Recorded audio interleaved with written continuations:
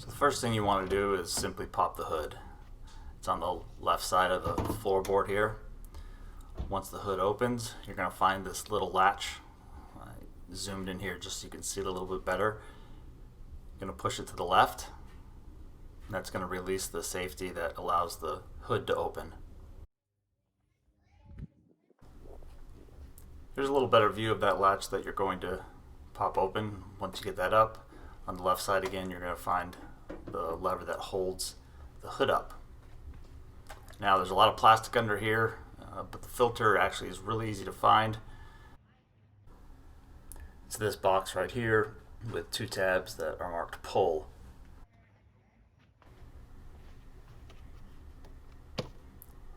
As you pull those up, you've got a tab on the left and the right. Simply swing them down and that will allow your air filter to pop out. You can see this one's got about 30,000 miles on it.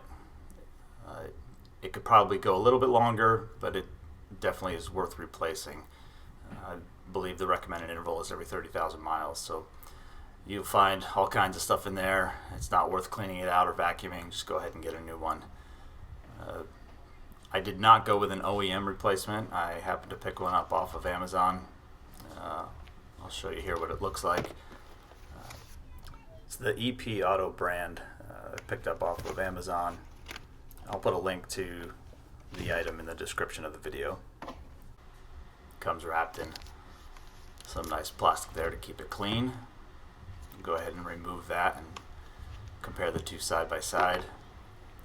Now, first off, you'll notice that it doesn't have the locking tabs like the OEM one does, but that doesn't prevent it at all. It's got its own mechanism for sliding in and out. The sizing is the same. Make sure you have the same size one before you throw away your old one.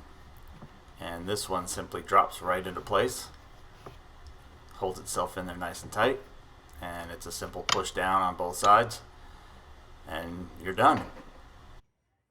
Now you just want to close up the hood, remove the support arm, and lock it into place, and bring the hood down a few inches above the latch and drop it into place.